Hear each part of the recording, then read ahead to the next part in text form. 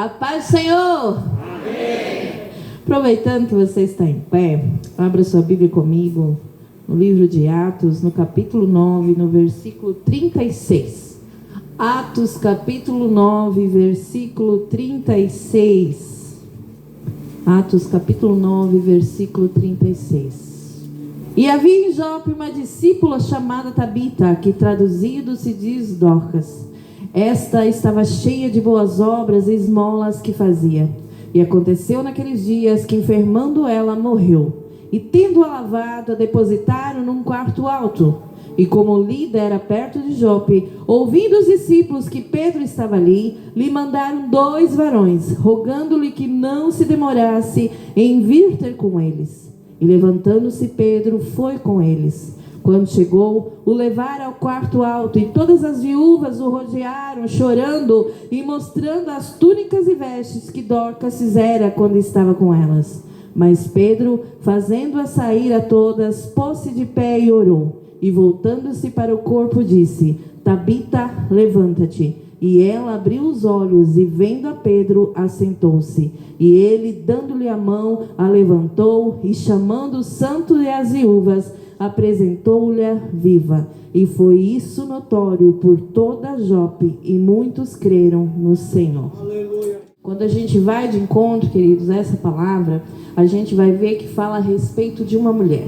E o próprio texto, ele vai dar algumas informações importantes dessa mulher. A primeira informação que o texto bíblico vai dar é que essa mulher vivia em Jope. Não diz exatamente a sua casa, não diz exatamente a sua rua, o bairro, a localidade certa onde ela morava. Só diz que essa mulher morava em Jope.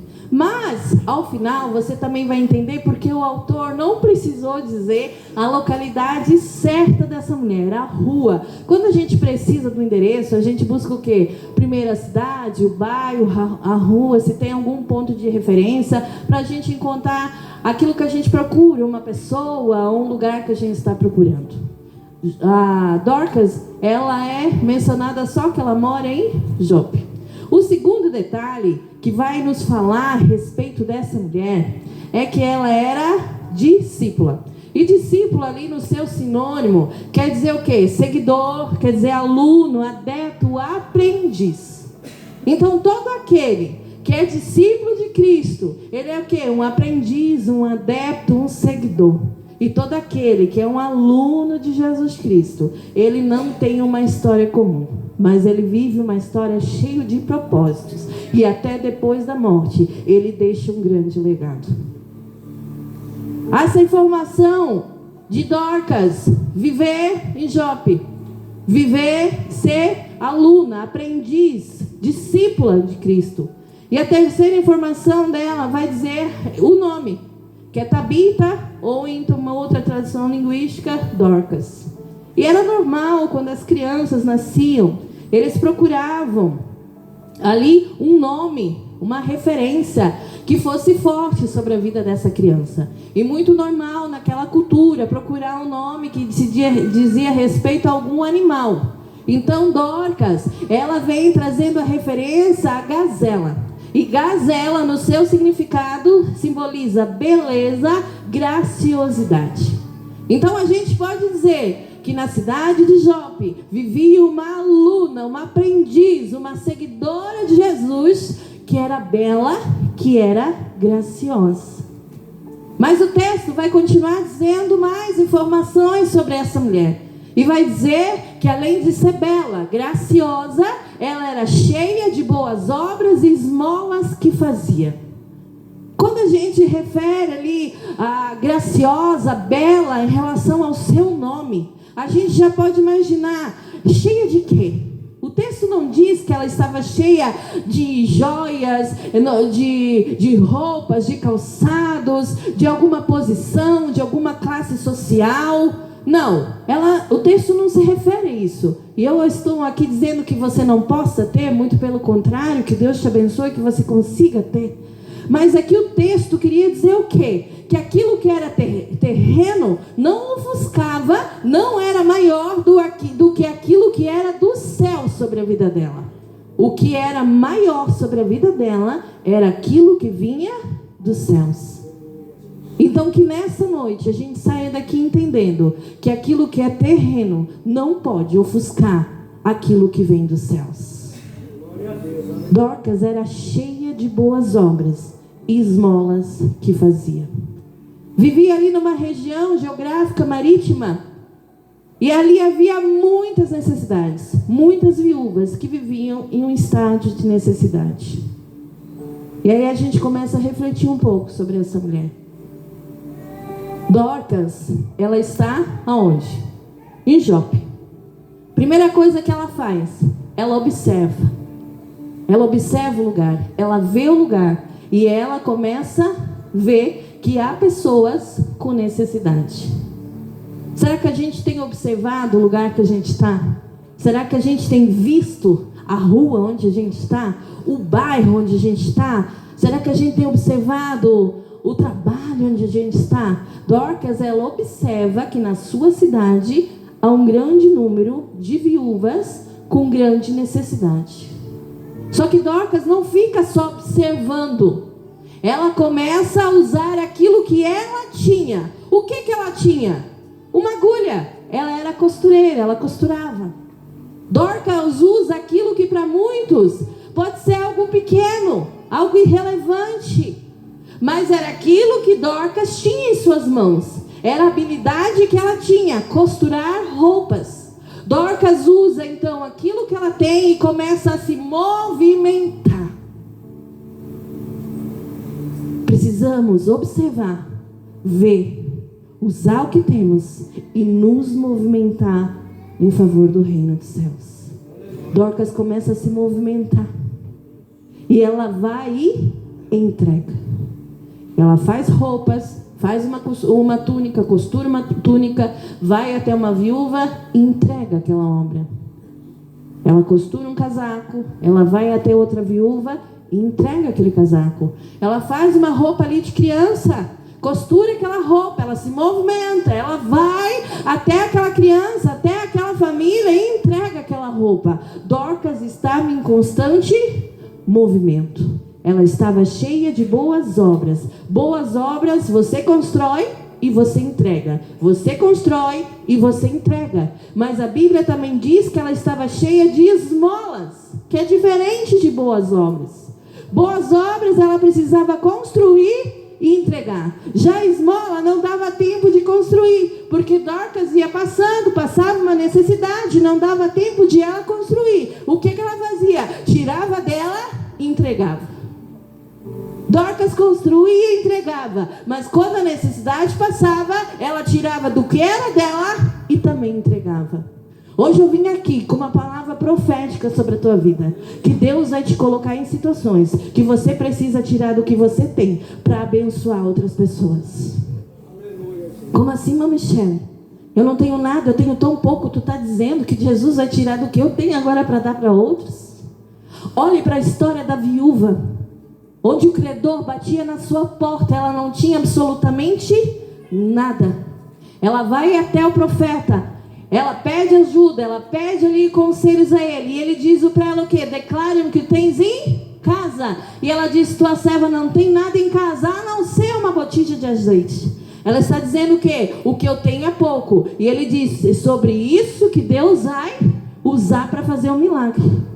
É a tua botija que Deus vai usar. Quem não lembra da viúva de Sarepta? Estava ali pegando poucos cavacos para fazer o seu último bolo para ela e seu filho comer, e depois eles esperar a morte pela seca. Não havia mais o que comer. E de repente chega quem? Elias, mandado por Deus naquele lugar.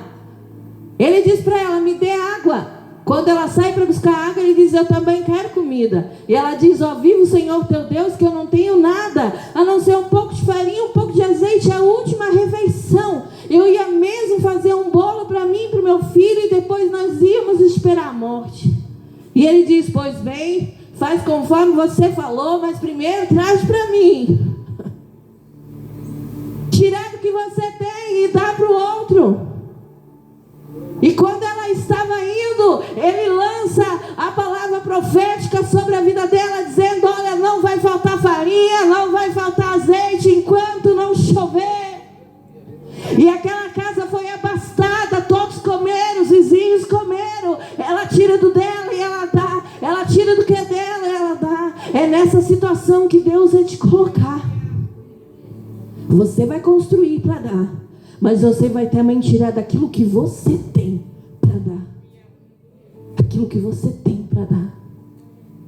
Olhe para essa pessoa que está aí do seu lado. É essa pessoa que Deus vai usar. É essa pessoa que Deus vai usar. Dorcas, ela passa a ser conhecida naquela cidade. Uma mulher que vivia em movimento. Só que de repente, certo dia, acontece algo. Dorcas adoece.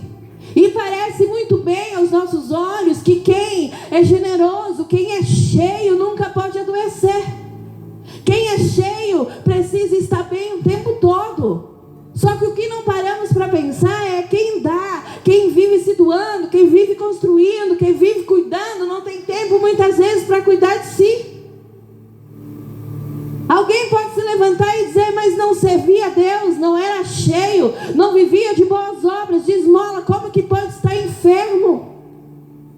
Mas quem é cheio também enfrenta dores. Quem é cheio também enfrenta enfermidades. Quem é cheio também vive o dia mal. Quem é cheio também passa prova, chora, sofre, sente cansaço. Dorcas era cheia, mas também sentia todas essas coisas. Dorcas estava enferma. E pior, ela morre. Chega a notícia: Dorcas morreu. Eu começo a imaginar que a notícia vai se espalhando. Muitos ainda não sabendo, começam a questionar, mas Dorcas não passou aqui essa semana. Dorcas não veio visitar a nossa rua essa semana. O que está acontecendo com Dorcas? Ah, você não sabe? Ela acabou de morrer. E a notícia vai se espalhando. Porque quando é bom, demora para se espalhar. Mas notícia ruim, conta para um que vai. E vai se espalhando a notícia. Dorcas morreu. Eles pegam como de costume, lavam o seu corpo. E havia uma crença que quando eles lavavam o corpo com água quente, a vida poderia retornar caso estivesse viva. E eles comprovam que Dorcas estava morta. Só que daí que começa o extraordinário. Porque se você, eu me considero assim, 90% nada normal. E não tem que Deus junta uma pessoa contigo que é 100% nada normal, que vai viver essa loucura junto com você. Deus começa a colocar pessoas mais loucas que você do seu lado para viver esse extraordinário que você sonha. Dorcas já vivia uma vida de entrega. Ela renuncia a si para viver o extraordinário de Deus.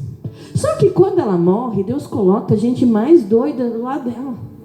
Em vez deles começar a procurar para fazer o enterro, que seria o mais normal quando uma pessoa é dada como morta, vamos fazer o enterro, vamos atrás daquilo que precisa para enterrar Dorcas. O que eles fazem? Coloca Dorcas no quarto alto. Não vão atrás de velório, não vão atrás de enterro. Ao contrário, lavar o corpo e vamos colocar no quarto alto.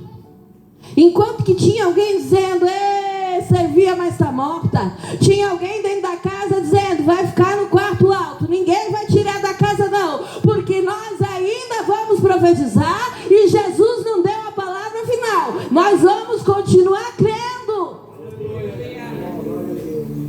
Deixa ela ali no quarto alto. E aí vai se juntando os crentes. Vai se juntando aqueles que gostam de viver o extraordinário de Deus. Os discípulos vão chegando, os seguidores vão chegando. E eles pensam o quê? Vamos enterrar? Não! Tem uma cidade próxima chamada Lida. E lá está Pedro. Mande 2 varões lá buscar ele. Mande buscar Pedro. Há uma cidade próxima aqui. Manda buscar Pedro. Muitas vezes a gente quer viver algo do Senhor, mas a gente quer escolher, irmãos, como Deus precisa trabalhar.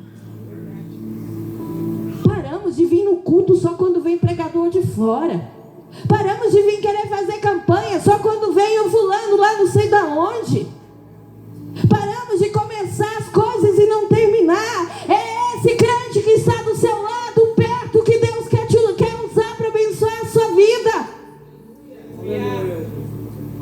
A cidade mais perto era Lida, e quem estava lá era Pedro. Eles não vão puxar a ficha dele. Ah, mas ele era um simples pescador. Não, ele é o quê? Discípulo? Ok. Está cheio do poder de Deus? Ok. Manda vir, é esse que eu quero.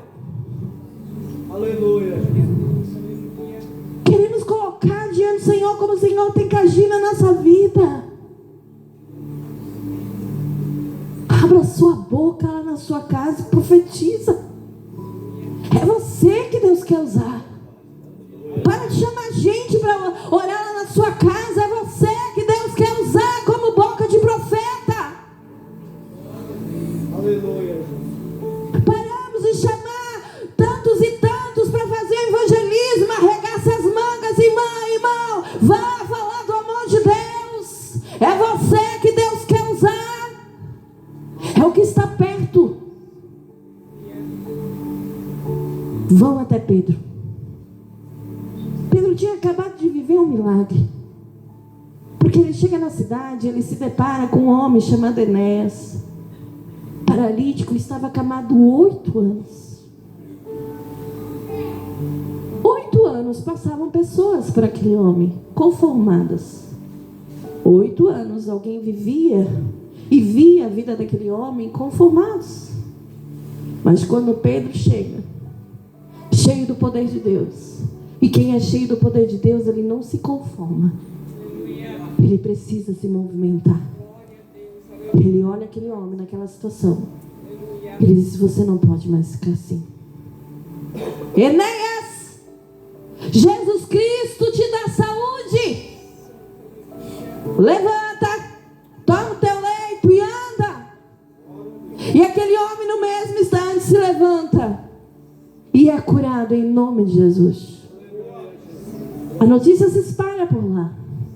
Quem sabe Pedro diz: nossa, vou ficar por aqui. Jesus está no negócio nessa cidade. E aí chega 2 crentes. Pedro, preciso que você vá lá para Jope conosco. O que tem lá? Tem uma festa dos irmãos? Não. Tem uma mulher. Ela está doente? Não. O que aconteceu? Ela está morta. E você vai lá, Pedro, orar para que ela ressuscite.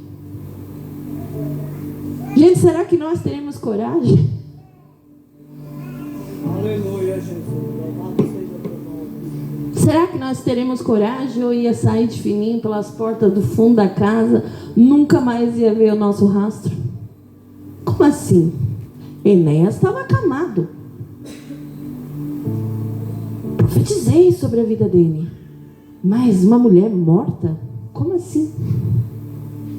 Eu não sei o que eles usaram para convencer Pedro.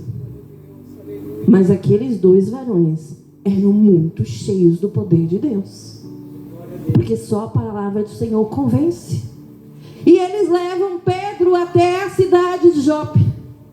Quando chega lá, ele já sobe ao quarto alto. E o interessante, que não era o costume deles isso. Porque quando chegava alguém, tinha que lavar o pé, era oferecido uma comida. Mas não diz isso o texto. Diz que Pedro já sobe ao quarto alto. Paramos de querer olhar coisas que não acrescentam nada. Que venhamos olhar que no quarto alto tem alguém que está precisando. Que venhamos buscar aquilo que realmente importa. Pedro, ele já vai para o quarto alto. E quando ele chega lá, ele se depara com um grupo de viúvas chorando. Normal. Dorcas era muito querida, era muito amada. elas estavam o quê? Expressando ali as suas emoções naquele momento. Estavam chorando. Só que elas não só choravam.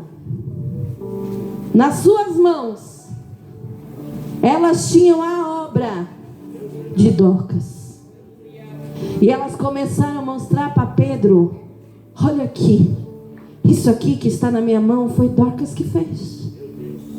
A outra vinha chorando e dizia: olha, essa túnica foi Dorcas que fez. A outra vinha e dizia: olha, o meu vestido foi Dorcas que fez. Todas elas tinham alguma obra de Dorcas nas suas mãos mostrando. Alguém vai dizer: está morto, não adianta mais. Mas Deus vai levantar alguém para dizer: pode estar morto, mas a obra ainda está viva. Não adianta mais orar por esse casamento. Há quanto tempo você está orando? Isso alguém vai dizer. Porque alguém vai se levantar e vai dizer: alguém está dizendo que não adianta, alguém está dizendo que não vive mais, mas a obra que Deus diz que tem ainda está vivo, continua. 3 tentativas já de gravidez, não conseguiu. Quantos abortos? Para com isso, alguém vai dizer: chega, não vai mais dar certo. Sempre vai ter alguém para dizer. Mas Deus também sempre vai levantar alguém para dizer: continua. Aquilo que eu prometi ainda está vivo. Aquilo que eu prometi ainda está de pé.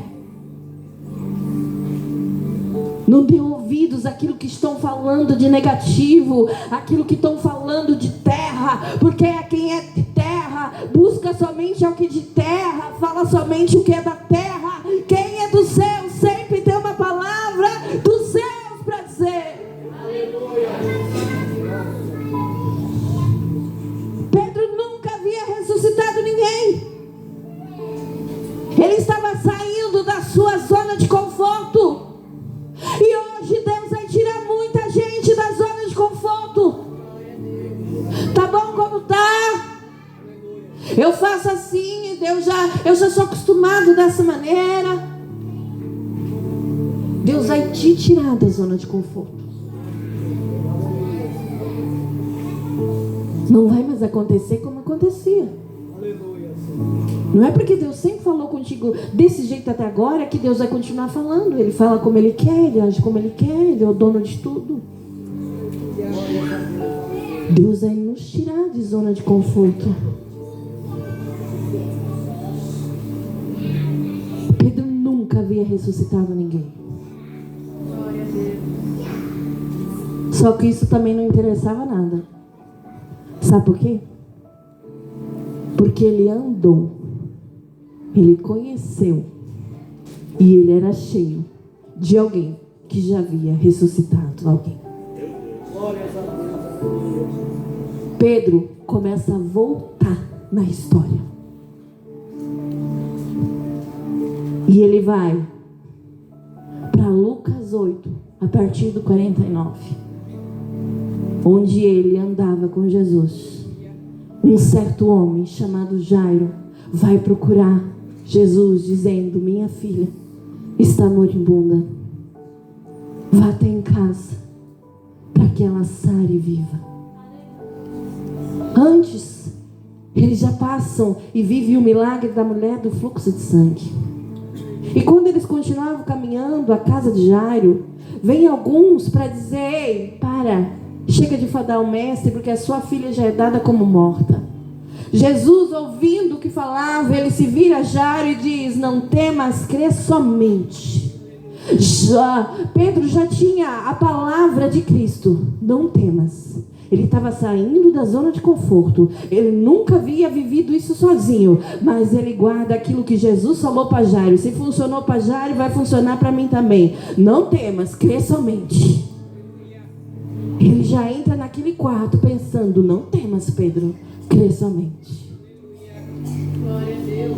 Só que Jesus diz o quê? Saiam todos. Não é todos que vão viver o milagre. Pedro diz: bom, vou fazer o que Jesus mandou, porque Pedro era discípulo. O que é discípulo? Aluno. O aluno aprende e executa. O aprendiz aprende e executa. Ele aprende com Jesus e depois ele vai executar aquilo que Jesus fez. E fica ele no quarto. E ele vai orar.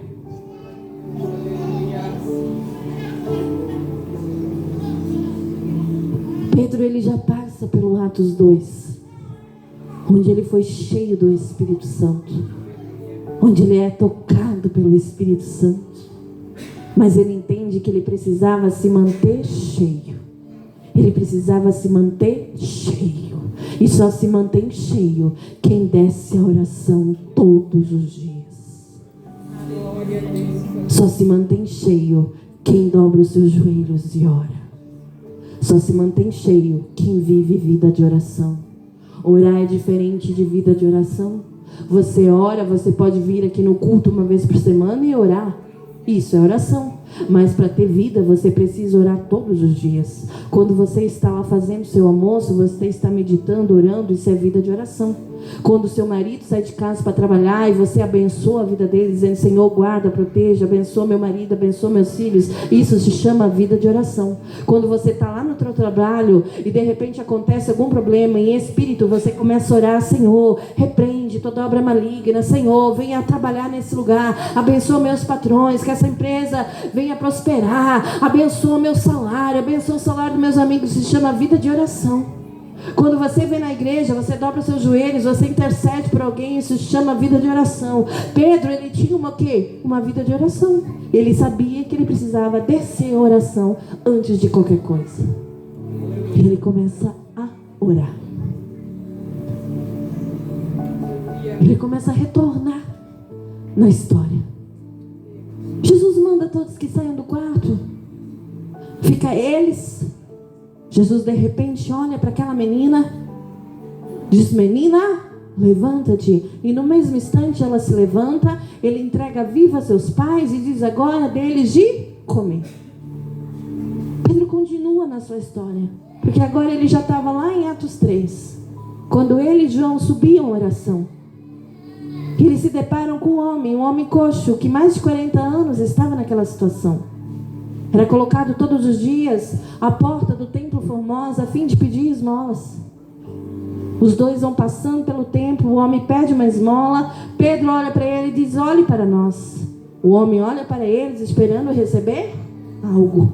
Aquelas viúvas estavam esperando receber algo. Aqueles dois varões, quando foram à cidade de Lida, foram lá esperando receber algo. Quando receberam Pedro na cidade, todos estavam esperando receber algo. O mundo espera receber algo de nós. Aleluia, Jesus. Glória a Deus. Pedro então diz para ele: olha, não tenho ouro nem prata. Pedro dá notícia ruim: tenho nada para te dar, nada terreno. Porque Dorcas também não dava nada terreno, ela dava do que era do céu. Aquelas mulheres não foram impactadas pelas roupas, não. Porque eu imagino que quando Dorcas costurava, ela já dizia: ah, Jesus, essa túnica que eu estou fazendo vai para aquela viúva, a Dona Maria, que quando ela vestir essa túnica, realmente ela possa receber o abraço dos céus. Ah, vai tocando na saúde dela, Jesus. Vai tocando na casa dela, venha suprir a necessidade dela. Então o que elas recebiam não era terreno, mas era celestial o que elas recebiam. Pedro não tinha nada terreno, mas ele tinha algo celestial para entregar para aquele homem. Ele diz: não tem ouro nem prata, mas o que tenho eu te dou, em nome de Jesus Cristo Nazareno, levanta-te, anda. E aí ele pensa: bom, já orei, agora eu vou voltar para o corpo. Ele se volta ao corpo e ele se depara com Dorcas morta.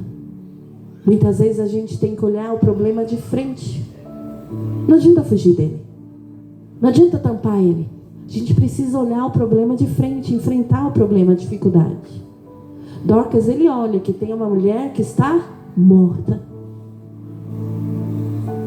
Mas aí ele lembra: Jesus me ensinou, agora eu vou fazer o que ele me ensinou a fazer. Primeiro, queridos, você vai andar com Jesus para aprender. Depois Jesus vai te enviar para fazer aquilo que você aprendeu com ele. Ele olha para Dorcas e diz: Tabita, levanta-te. No mesmo instante, ela abre seus olhos e senta. E alguém vai dizer: sentou, mas com Jesus a menina levantou. Irmãos, já estava dada como morta. Está sentada ali, é para glorificar. Tinha um atestado de câncer, estava como morta, tinha 3 meses de vida. Hoje está sentado na igreja para glorificar. Orou 30 anos para a salvação do marido. Mas ele ainda não é obreiro, mas está sentado na casa do Senhor. Isso é para glorificar. Ela dado como morto, voltou. Ela senta olhando para Pedro. Aleluia. Pedro diz: eu já vivi isso. Porque quando eu disse para o coxo se levantar, ele também não se levantou. Ficou do mesmo jeito. E Pedro, pegando ele pela mão direita, o ajudou a ficar de pé. Glórias a Deus. Porque não é só profetizar, não é só ir contar, é também pegar pela mão. Tem momentos que eu vou precisar chegar na minha pastora, licença pastora, e pegar ela pela mão, dizer: eu tenho orado por ti, eu tenho jejuado pela sua vida, mas agora é momento de eu pegar pela sua mão. O que eu posso fazer para te ajudar? Tem momentos que a gente precisa pegar na mão de alguém e ajudar essa pessoa a se pôr de pé. Quer dizer o quê? Com o meu esforço, com o meu trabalho, eu vou ajudar essa pessoa. Eu vou oferecer mais do que palavras. Eu vou oferecer postura, eu vou oferecer atitude sobre essa pessoa. Eu vou auxiliá-la a caminhar novamente. Eu não só vou contar do que Jesus é, do que Jesus fez, mas eu vou mostrar também o que Jesus pode fazer através da minha vida. Ele coloca aquele homem de pé e nos diz o texto que logo os seus tornozelos e seus pés se afirmaram. E ele começa a andar. Ele começa a se mover. E ele entra com Pedro e João no templo, saltando e pulando e glorificando o nome do Senhor. Pedro lembra da história, então ele vai até Dorcas e ajuda ela a se colocar de pé. Jesus fez a parte dele. Agora eu vou fazer a minha. Vou te ajudar a colocar de pé. E ele vai até as viúvas e os santos e apresenta Dorcas com vida. Imagina a alegria daquele povo, vendo Dorcas viva novamente. E sabe por que o texto, no começo que eu falei, não relata a localidade certa de Dorcas? Porque não precisava. Não precisava. Olha o que vai nos dizer o texto. Que a notícia, ela chega por toda a cidade. Toda a cidade é impactada pelo milagre de Dorcas. Não diz que foi uma rua, não diz que foram 2 ruas, não diz que só foram 3 bairros da cidade. O texto diz que toda a cidade é impactada através do milagre sobre a vida de Dorcas. Aleluia, Jesus. E muitos creram. Muitos creram naquilo que aconteceu com ela. Aleluia. Toda a cidade foi impactada através da vida daquela mulher. Não precisou o autor dizer no começo do texto onde ela morava. Quando alguém chegava na cidade de Jope e dizia: eu vim procurar Dorcas. A gente conhece. A gente conhece. É aquela que faz roupa para as viúvas. É aquela que costura. É aquela que é cheia de boas obras. Ela é discípula de Jesus. E tem mais. Ela estava morta e Jesus a ressuscitou. Eu conheço sobre a vida dela. Todos conheceram a vida de Dorcas. Irmão, no tempo de Deus, Deus vai te fazer conhecido. Não se preocupe. No tempo do Senhor, aquilo que é para a sua vida vai correr. Não precisamos apressar as coisas. Precisamos andar no passo que Jesus tem para nós. Hoje Deus quer que a gente venha receber aquilo que tinha sobre a vida deles. Eu te convido a se colocar de pé, com a permissão do pastor.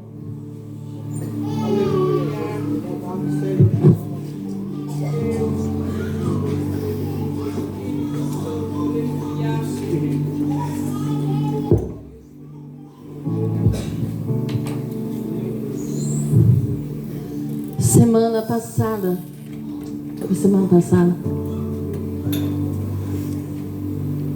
é muito difícil eu conseguir tirar um cochilo de tarde. Não gosto de dormir de dia. E aí eu disse: não, Jesus, eu preciso dormir um pouco. Eu estava muito cansada. E aí eu fico lá, né? Daí eu acabo incomodando o marido, porque eu quero que ele fale comigo, ele quer dormir. Não rola, né? E aquele dia, dormi, o Senhor me deu uma visão naquele dia. Por isso que eu dormi. E você até pode achar: mas o que tem a ver isso? Mas esperem até o final da visão. Deus me dava a visão de nós embarcando no avião. E eu até brinquei quando eu contei ali em Presentatura. Eu disse: ô Jesus, a serva está pronta. Deus me dava a visão do avião, do local onde a gente estava, da nossa mala, tudo muito real. E o nosso passaporte estava carimbado para os Estados Unidos, para a cidade de Washington. E nós fomos convidados a ministrar num congresso Kids, numa igreja lá. E chegamos no aeroporto, tinham algumas pessoas com uma plaquinha, né, para saber quem era nós. Sim, muito chique, nossa. Cheguei lá no Washington e a igreja era 3 pisos, enorme, muito grande. E eu olhei para mim e disse: Jesus, eu não trouxe uma roupa chique para essa igreja. Eu não trouxe uma roupa assim, eu não sabia que era assim a igreja. E Jesus disse para mim: tu ainda continua olhando com teus olhos, né? Aprende a olhar com os meus. E entramos na igreja, sentamos, e ela era tipo um estádio de futebol dentro, que os bancos são assim e o púlpito é embaixo. Era assim, em redor. E eu não vi o púlpito. E eu já estava preocupada, porque eu pensava: mas aonde que eu vou ministrar? E ao redor da igreja, dos bancos, tinha uma esteira. E você conseguia só passar ao redor da esteira. E aquilo começou a me incomodar muito. E de repente o Senhor disse: eu vou te mostrar o que eu te trouxe aqui. Eu disse: eu já estou incomodada, Jesus. Ele disse: então olha, agora que eu vou te mostrar onde está o púlpito. Eu disse: mas eu não estou vendo. Ele disse: olha de novo. E tinha uma faixa que cobria o púlpito, uma faixa muito grande. E nessa faixa tinha 4 símbolos. Tinha um porco, um urubu, um vaso quebrado e uma mesa torta. Eu disse: Senhor, o que significa isso? Ele disse: tu lembra que quando você chegou, você disse que tu não tinha uma roupa chique pela igreja? Eu se lembro. E eu não te falei que não é para você olhar com os teus olhos, mas aprender a olhar com os meus? Eu disse: se lembro. E Jesus disse: agora eu vou dizer o que você veio fazer aqui. Qual é o significado desses 4 símbolos que estão fechando os púlpitos? Eu disse: fala, Senhor. Ele disse: o pouco significa igrejas que estão se contaminando com o pecado. Estão trocando o que é santo pelo que é profano. O outro símbolo, primeiro eu tinha falado para o Senhor que era um pombo, e Ele mandou eu olhar 3 vezes. Na terceira vez eu vi que era um urubu. Ele disse: nem tudo que parece é. Tem veste, tem fala, mas não tem nada de mim. Tem enganado muito dos meus. O vaso quebrado, tu vê alguma coisa dentro? Eu disse: não. E Jesus disse para mim: não tem como eu derramar do meu azeite sobre aquele que não está consertado. Eu só derramo vasos inteiros. E eu disse: e o que significa mesa, Jesus? Ele disse: a mesa do banquete está posta, mas eu de forma alguma vou colocar o meu alimento sobre mesas que não estão retas. São altares que já foram contaminados. E você vai ver que eu vou começar pela América e eu vou sacudir a América. O Senhor falava comigo. E eu dizia para o Senhor: mas Senhor, eu sou do Brasil. E o que nós temos a ver com isso? E o Senhor disse: tudo. Porque eu tenho levantado uma nação para descer a oração. Porque há muitos que vivem lá fora que têm perdido os altares, têm perdido as boas obras. Eu vou sacudir os 4 cantos da América, dizia Jesus para mim. Vai refletir no Brasil.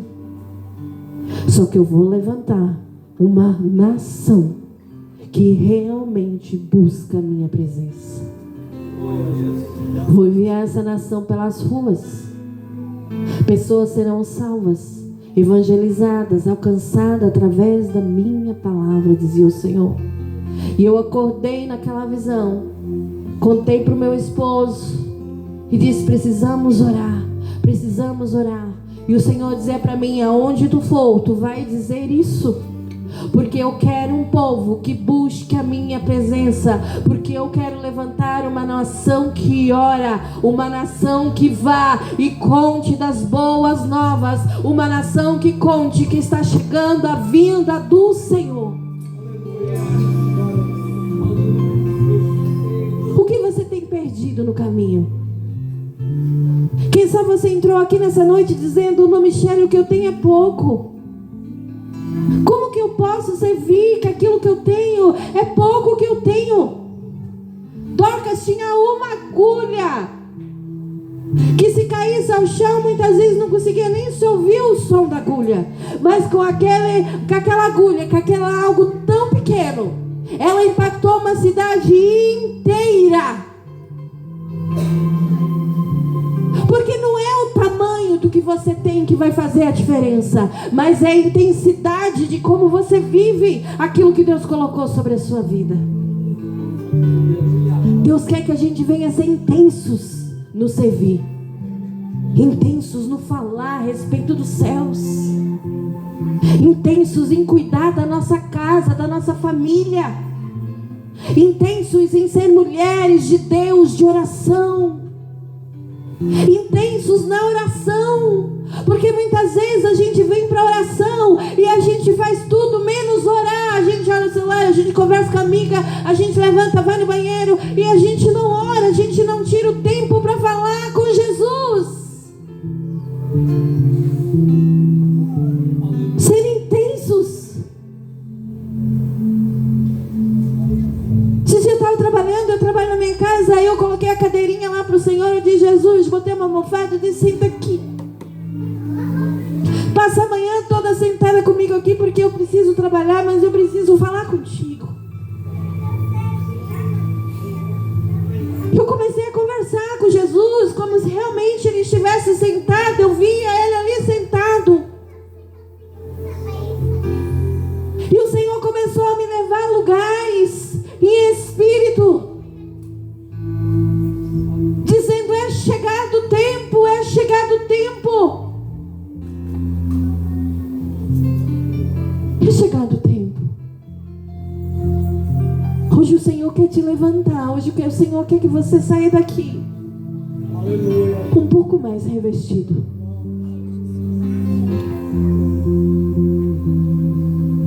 O que você tem perdido no caminho? Que sonho você já tem enterrado? O que já tiveram que falar para você? Quantas vezes já te feriram dizendo não adianta mais? Há uma palavra profética de Deus dizendo não, ainda tem vida, ainda vai continuar, ainda vai gerar mais, vai dar mais frutos ainda.